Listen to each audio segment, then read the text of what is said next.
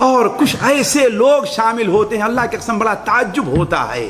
ابھی آپ کے ایک صاحب پاکستان کے، اور مجھے بعد میں لوگوں نے بتایا کہ ان سے لوگ بڑے متاثر ہیں، وہ پتہ نہیں کون ہے، انجینئر مرزا جو ہے، اللہ کی قسم اگر جسے نابالغ مولوی کہیں تو نابالغ مولوی ہے. نابالغ جانتے ہیں نا، ہے کہ نہیں؟ اگر کسی کو نابالغ مولوی کہا جائے وہ اتنا بڑا جاہل ہے کہ بعد بنیادی باتیں اللہ کی قسم. مجھے تو ڈر لگ رہا ہے کہیں اس کے اوپر اللہ کے رسول کی وہ حدیث تو نہیں صادق آتی ہے کہ نبی صلی اللہ علیہ وسلم نے ارشاد فرمایا گستاخی معاف، میں جانتے ہیں کسی کی نام لے کر کسی کے اوپر رد نہیں کرتا، میرا یہ منہج نہیں، لیکن بسا اوقات انسان کا دل کیا ہے، وہ جلتا ہے. اور افسوس ہوتا ہے کہ ایسے وقت میں ہمارے علماء جہاں موجود ہوں ایسے لوگوں کی پذیرائی کیسے ہو جاتی ہے. سوچنے کی بات ہے، سوچنے کی بات ہے. تو میں کہہ رہا تھا کہ اسے ایسی بنیادی باتیں دین کی نہیں معلوم ہے، الامان الحفیظ الامان. تو میں کہہ رہا تھا کہیں اس کے اوپر اللہ کے رسول کی وہ حدیث تو نہیں صادق آتی ہے. آپ نے بیان فرمایا اخوف ما اخاف علی امتی کل منافق علیم اللسان. مجھے میری امت پر سب سے زیادہ خطرہ اگر کسی چیز کا ہے تو کسی چرب زبان منافق سے ہے، کہ باتوں کا بڑا دھنی ہوگا، باتیں بڑے انداز اچھی انداز بیان کرے گا کہ لوگوں کو اپنے باتوں میں جادو کر دے گا اپنی باتوں سے، اور لوگ اس کی بات ماننا شروع کر دیں گے. ورنہ کہاں صحابہ کرام کا مقام، اور کہاں بعد میں آنے والا ایک آدمی ان کے اوپر آواز اٹھائے، اور وہ بھی کاش کے علم ہو اسے، نعوذ باللہ من ذالک. اللہ کی قسم کبھی میں آپ کے سامنے طلاق کا مسئلہ اس سلسلے میں رکھوں گا، اس شخص کو تو یہ بھی نہیں معلوم ہے، بڑے دعوے کے ساتھ ایک بار مجھے لوگوں نے سنایا، کہتا ہے کہ 3 طلاق کے ایک ہونے کا مسئلہ 8 صدیوں تک کوئی عالم اس کا قائل نہیں رہا ہے، وہ سب سے پہلے ابن تیمیہ قائل ہوئے ہیں. نعوذ باللہ من ذالک. اولا تو امام ابن تیمیہ 8ویں صدی کے ہیں ہی نہیں، یہی نہیں اس بیچارے کو معلوم ہے کہ کس صدی کے امام ابن تیمیہ ہیں، ان کی پیدائش کب، ان کی وفات کب. ایک چیز. دوسری چیز، امام طحاوی رحمہ اللہ وہ کون ہے؟ حنفی عالم ہے، اور کس سن میں ہے؟ 4تھی صدی ہجری کے ہیں. امام ابن رشد مالکی ہیں، کس صدی کے ہیں؟ یا 6ٹھی کے ہیں. امام ابن عبد البر اور دوسرے لوگ، ان لوگوں نے اپنی کتاب میں امام طحاوی رحمہ اللہ اپنی کتاب شرح معانی الاثار الطلاق کے بیان میں نقل کرتے ہیں، وقال قوم، ایک قوم نے، کسی 2-4 آدمی نے نہیں، ایک قوم نے یہ کہا کہ اگر ایک مجلس میں ایک لفظ سے 3 طلاق دی جائے تو وہ 1 مانی جاتی ہے. اور ذرا دیکھیے اس کی علمیت، دیکھیے اس کی جہالت، دیکھیے کھڑے ہو کر لوگوں سامنے کیا اعلان کرتا ہے کہ ان 800 سال تک ابن تیمیہ کے علاوہ کسی اور نے یہ بات نہیں کہی. ذرا سوچنے کی بات ہے. یعنی ایسی کتاب جو عام طور پر لوگوں کے ہاں پائی، لوگوں کے ہاتھوں میں ہے، شرح معانی الاثار، ہر حنفی کے معالم کے گھر موجود ہوگی یہ چیز، یہ کتاب ہر مکتبے کے اندر موجود ہوگی، اور پھر بھی تو اتنا بڑا علمیت کا دعویٰ کرنے لگا، نعوذ باللہ من ذالک. اب وہ لیان کے مسئلے کے اوپر آ جائیں آپ، کہ اگر لیان والا ایشو ہو جاتا ہے، اس طرح کا ایک ایشو نبی صلی اللہ علیہ وسلم کے مبارک زمانے میں بھی ہوا. اسی کانٹیکسٹ میں صحیح بخاری میں حدیث ہے، انٹرنیشنل نمبر کے مطابق 5259 5259. اسی حدیث پہ امام بخاری نے باب باندھا ہے اکٹھی 3 طلاق کا جواز. جو ان لوگوں کے گلے میں اٹکی ہوئی ہے جو اکٹھی 3 طلاق کو صحیح نہیں سمجھتے، وہ کہتے ہیں ہاں جی لیان، وہ کہتے ہیں جی اکٹھی 3 طلاقیں دینا ہی جب قرآن نے حرام کیا تو کیسے اسٹیبلش ہو سکتی ہیں، اور یہاں پہ بھی مانتے ہیں نہیں ہو جائیں گی اسٹیبلش. اس معاملے میں اگرچہ حرام ضرور ہے لیکن اسٹیبلش ہو جائیں گی. عام حالت میں طلاق جو ہے وہ الگ الگ ہی دینی ہوگی. مسئلہ نمبر 15 میرا ریکارڈ ہے ahlsunnatpak.com پہ، اور انشاءاللہ کبھی موقع ملا میں ڈیٹیل سے اس پہ لیکچر بھی ریکارڈ کرواؤں گا.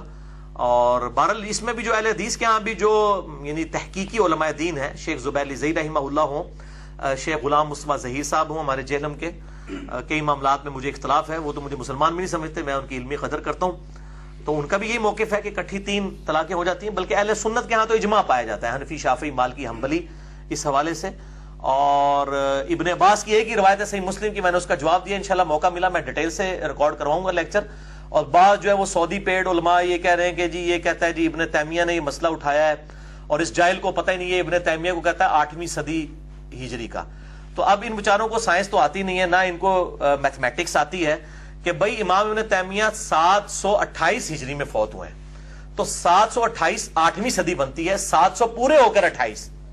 امام بخاری کو ہم کہتے ہیں 30ویں صدی ہجری میں ہے, حالانکہ ان کی وفات کا سن ہے 256 ہجری, یعنی 200 مکمل ہوئے 30ویں صدی میں وہ فوت ہوئے, حالانکہ پیدا وہ دوسری میں ہوئے میں 194 ہجری میں, لیکن ہم کو کہتے ہیں 30ویں صدی ہجری. ان مولویوں کو پتہ ہی نہیں ہونے سے 728 پڑھ رہے ہو, کہتا ہے جی علی نے کہتا ہے 8ویں تے اے تے نابالغ مولوی ہے. میں تو بھائی مولوی ہے ہی نہیں بھائی, ٹھیک ہے نا جی, مولوی تو تسی لوگ ہو, تسی بالغ ہو کے بھی نہ بالغ ہو, بلکہ میں کہوں گا بالغ ہو کے بھی نہ مرد ہو اس قسم کی گلاں کر کے.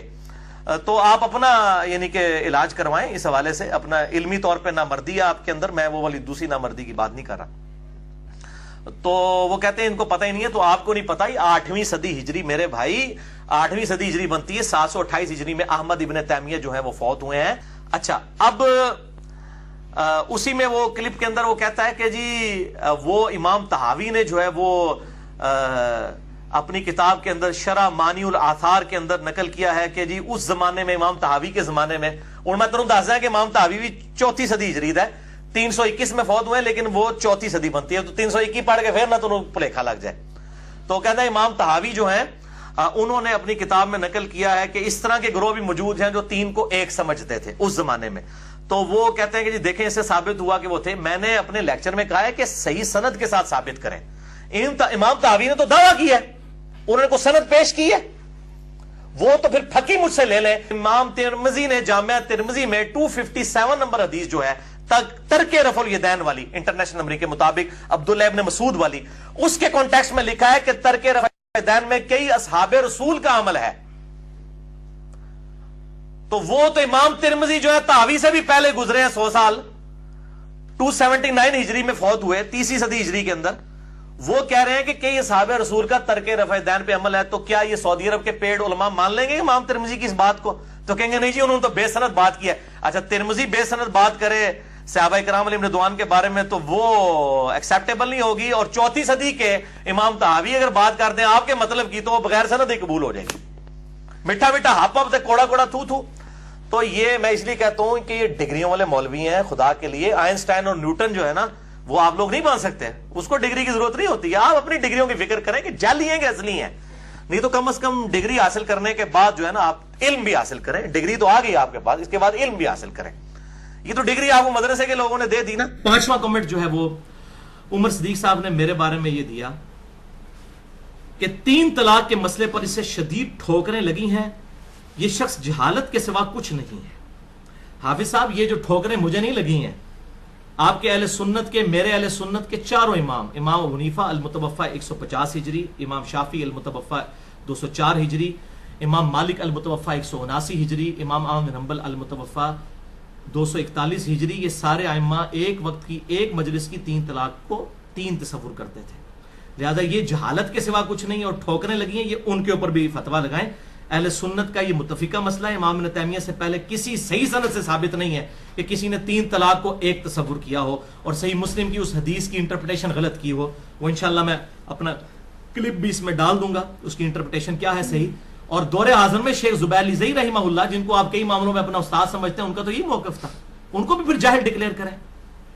اور انہی کے ایک شاگرد ہیں جو مجھے تو شاید مسلمان بھی نہیں سمجھتے, میں علمی طور پہ ان کی بڑی عزت کرتا ہوں, ہمارے جیلم کے جو ہے وہ غلام مصطفیٰ ظہیر صاحب, وہ بھی ایک وقت مجلس کی 3 طلاقوں کو 3 ہی سمجھتے ہیں. امام ابن ماجہ نے بھی باب باندھا ہے ایک مجلس کی 3 طلاقیں 3 ہوں گی سنن ابن ماجہ میں. تو یہ فتویٰ میرے پہ کیوں, ان پہ کیوں نہیں؟ جہالت کے سوا کچھ نہیں ہے. میٹھا میٹھا ہپ ہپ تے کوڑا کوڑا تھو تھو. میں یہی کہوں گا پھر دوگلی پالیسی سے کلی اجتناب کریں. جو فتویٰ میرے پہ لگانا ہے وہ ان بزرگوں پہ لگائیں. میں انشاءاللہ مسئلہ نمبر 80 سے جو 2.5 گھنٹے کا لیکچر ہے شیخ زبیر لزئی ایک حق گو عالم دین, جس میں میں نے ویڈیو کلپس ان کے لگائے ہیں, ان کی کتابوں کے حوالے دیے ہیں, طلاق کے حوالے سے یہاں پر کلپ بھی انشاءاللہ تعالی ایڈ کر دوں گا. موقف نمبر 11 سیکنڈ لاسٹ, یہ ذرا کڑوا مسئلہ ہے, اور وہ ہے بھائیو ایک مجلس کی 3 طلاقوں کا. دیکھیں نا جناب, اب کڑوا ایسا ہے کہ آپ سب نے ہنسنا شروع کر دیا. شیخ صاحب اس مسئلے میں بہت سٹرکٹ تھے, اور مجھے انہوں نے یہاں تک کہا کہ علی بھائی میں اگر آج کے اہل حدیث علماء, آج کے, یاد رکھیے گا, پہلے 300 سال کے نہیں, اسی لیے انہوں نے میری کال میں بھی کہا ہے کہ میں صرف پہلے 300 سال کے اہل حدیث علماء کا قائل ہوں، بعد کے علماء اگر اختلاف کریں گے میں اس پہ کوئی قائل نہیں ہوں. تو مجھے کہا کرتے تھے، خود انہوں نے مجھے یہ بات کی جب میں نے طلاق کا مسئلہ ان سے ڈسکس کیا. ویسے ویڈیو پہ جواب نہیں وہ دیتے تھے، میری ویڈیو میں بھی مجھے پتا ہے وہ جواب نہیں دیتے، تو میں نے ان کو سوال سے پہلے ہی کہہ دیا تھا شیخ صاحب آخری سوال ہے، آپ کی مرضی ہے جواب دیں یا نہ دیں. تو جب میں نے سوال کیا کہ بس یہ پھر بعد میں ڈسکس کریں گے. بار انہوں نے ایک مضمون بھی لکھ کے رکھا ہوا تھا، وہ چھپا نہیں ہے، بہرحال ابھی موجود ہے. سر آخری سوال ہے، وہ آپ کی مرضی آپ جواب دیں یا نہ دیں، وہ طلاق ثلاثہ کا مسئلہ ہے. بس اس کو بعد میں صحیح انشاءاللہ. اچھا وما علینا الا البلاغ. سر بڑا شکریہ آپ کا، جزاکم اللہ خیر. بڑی آپ نے شفقت فرمائی ہے، اللہ تعالیٰ قبول کرے ماشاءاللہ. ابھی ایک اور مسئلہ طلاق ثلاثہ کے بارے میں انشاءاللہ میں تحقیق کرنی ہے. تو شیخ صاحب جو صحیح مسلم میں حدیث ہے کہ آپ صلی اللہ علیہ وسلم کے مبارک زمانے میں 3 طلاقیں ایک تصور ہوتی تھی، پھر سیدنا ابوبکر کے زمانے میں، سیدنا عمر کے زمانے میں. تو شیخ صاحب نے کہا یہ حدیث سنن نسائی میں موجود ہے، اس پہ امام نسائی نے اپنا فہم لکھ دیا ہے کہ یہ حدیث غیر مدخولہ کے لیے ہے. اور مسائل احمد کے اندر بھی احمد بن حنبل کہتے ہیں یہ حدیث غیر مدخولہ کے لیے ہے، ایسی عورت جس سے مرد نے صحبت نہ کی ہو، یعنی رخصتی سے پہلے. اس میں تو ہمارے بریلوی، دیوبندی، حنفی، شافی، مالکی سارے علماء قائل ہیں کہ جس عورت کی رخصتی نہ ہوئی ہو اس کو اگر 3 طلاقیں بھی دے دی جائیں تو ایک ہی شمار ہوگی، دوبارہ نکاح نئے حق مہر کے ساتھ اس کے ساتھ ہو سکتا ہے. غیر مدخولہ، اس میں تو اجماع ہے، اس میں کوئی اختلاف نہیں ہے. تو یہ کہتے تھے یہ حدیث ہے، اس کا فہم یہ ہے کہ یہ غیر مدخولہ کے لیے ہے. امام ابن ماجہ نے بھی پورا باب باندھا ہے، ایک مجلس میں 3 طلاق 3 تصور کی جائیں گی.